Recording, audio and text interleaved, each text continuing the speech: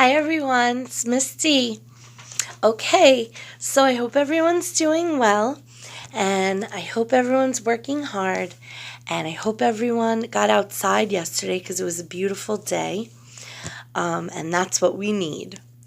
All right, so we've been talking about animals this week. We talked about farm animals, we talked about zoo animals, we talked about aquarium animals, and today we're going to talk about pets. How is a pet different from a different kind of animal? From a zoo animal, an animal that lives in the jungle, an animal that lives in the ocean, an animal that lives on a farm or in a forest. How is a pet different? You got it. They live in your house with you. They're part of your family. So, if you have a pet, you have to make sure that you give them water and food, and that you're cleaning up after them, that they get a bath, that you clean up their poop, and that if they make a mess in their cage, that you're cleaning it up, because that's a part of your family. And you make sure you give it a lot of love, because pets will give you a lot of love back. Pets are important.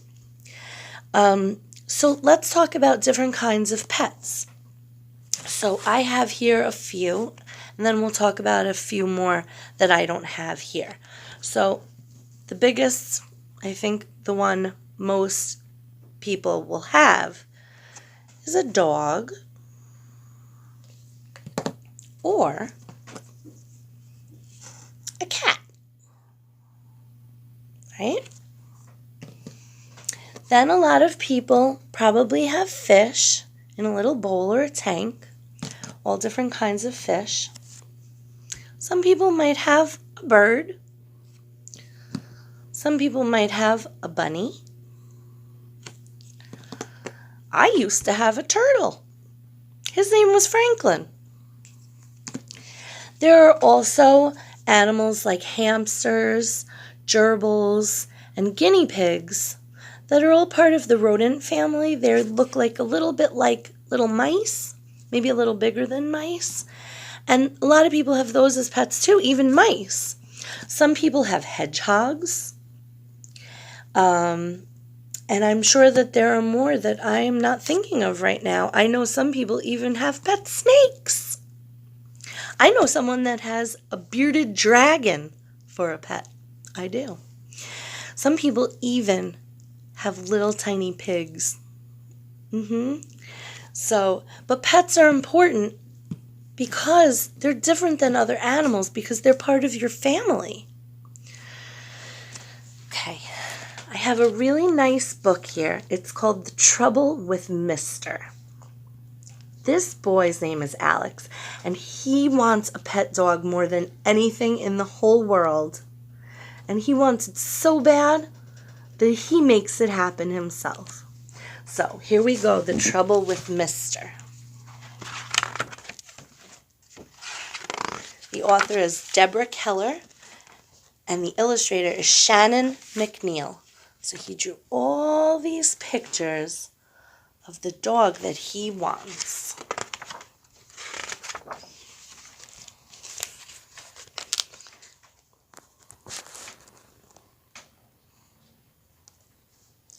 There was only one thing Alex wanted in the whole wide world, and he asked for it at every opportunity. When Alex's mother said, "What do you want in your lunchbox, sweetie?" Alex said, "A dog." When Alex's father said, "What do you want to wear today, partner?" Alex said, "A dog." When Alex's sister said, "What do you want to play with, Alex?" Alex said, you guessed it, "A dog." A dog is too much trouble, they said, but Alex kept asking anyway. Because remember, a dog is a lot of work. A pet is a lot of work. You have to take care of them, clean up after them. One rainy afternoon, Alex went to his room. There, he painted the dog he dreamed of. Alex painted his dog as tall as himself so that he had someone his size to play with. He gave his dog long purple hair because he loved the taste of grape juice. He gave his dog one green eye and one blue eye because he couldn't choose between them. And to keep his dog warm in the winter, Alex painted bright yellow socks on all four paws. So there's the painting he made of the dog he wants.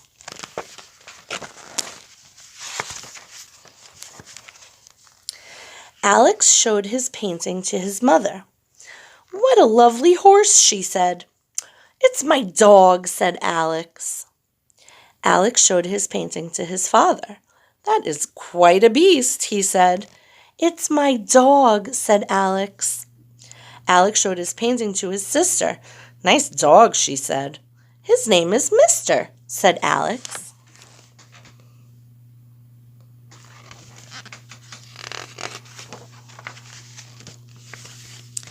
Alex folded the picture of Mister over and over until he was pocket size. In school, Mister lay in Alex's backpack. On the playground, Mister snuggled in Alex's jacket. And at home, Mister slept under Alex's pillow and chased his bad dreams away.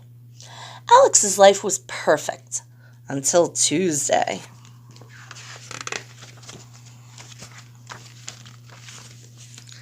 On Tuesday night, Alex went to bed like he always did, but he did not fall asleep. He turned to the left. He turned to the right. He lay on his back. He flopped on his belly. Alex could not get comfortable. His pillow was too lumpy. Alex's sister went to bed. His mother went to bed.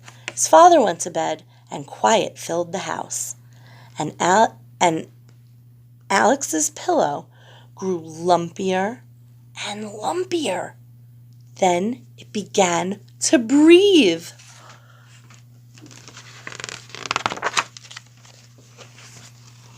"Ah!" gasped Alex as he jumped out of bed. "Rumph!" grumbled something near him. Alex quickly turned on the light, and who should pop up from his pillow but Mister? Mister was not flat and folded the way Alex put him to bed. Now he was as tall as Alex and twice as round. He wagged his purple tail, blinked his green and blue eyes, and shuffled in his bright yellow socks.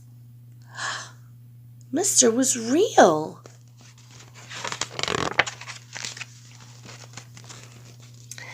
Alex led Mister to the living room, where his parents wouldn't hear them. Then Alex said, "Mister, shake hands." Alex said, "Mister, sit." Mister sat. Alex said, "Mister, lie down." Mister lay flat. Uh-oh. Alex said, "Mister, roll over." And Mister rolled. Alex hugged Mister tightly and said, "What a good dog, Mister. You are no trouble at all. Look at the mess he made." That's a little bit of trouble. Do you think Alex is going to clean up after him the way you're supposed to? Uh-oh. Alex and Mister romped and rolled and fetched and tugged. They rested for a little while, and then they played some more.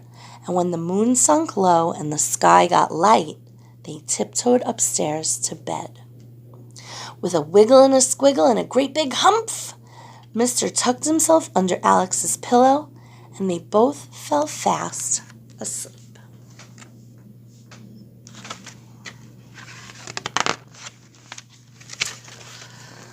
But not for long. Alex woke up with a jolt. His father, his mother, and his sister were all towering over his bed. "The house is in ruins. Everything's broken. Explain yourself," they said. Uh-oh. "It wasn't me," said Alex. "It was Mister. Look." He whipped his pillow off the bed. but there was nothing underneath it. Where did Mr. go? Mister! Hey, Mister! Alex called, but Mr. didn't answer. Alex looked in his closet. He looked in his toy chest. He looked under his bed. Mr. was not there. Alex looked upstairs. He looked downstairs. He looked outside. Mr. was nowhere. Alex phoned the Humane Society. "Sorry, no long-haired purple dogs here," a man said. Alex put an ad in the newspaper. "Lost, long-haired purple dog." Alex painted signs and hung them on telephone poles around the neighborhood. "Lost, long-haired purple dog. Large reward, no questions asked." A day passed, a week passed, a month passed. Alex's family forgot all about Mr., but Alex did not. With every day that Mr. did not return, Alex grew more miserable. What does that word mean, miserable? You got it. Very sad. Then one afternoon, the phone rang. Alex answered it. "Hello," said a woman. "I'm calling about your lost dog. I think I found him." "Does he have long purple hair?" asked Alex. "The color of grape juice," said the woman.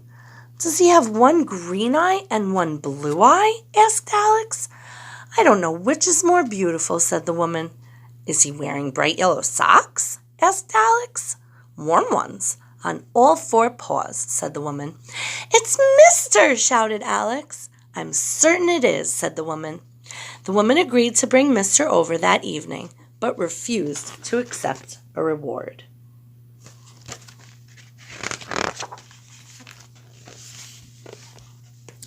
That night at the dinner table, Alex sat smiling. He made up songs about mashed potatoes and peas. He hummed. He whistled. Alex's father, his mother, and his sister all stared. "You're happy. You're beaming. You're up to no good," they said. "You're imagining things," said Alex. When the doorbell rang, Alex leaped out of his chair and ran to answer it. He flung the door open with a great big whoosh, only to find a small brown package resting on the doormat.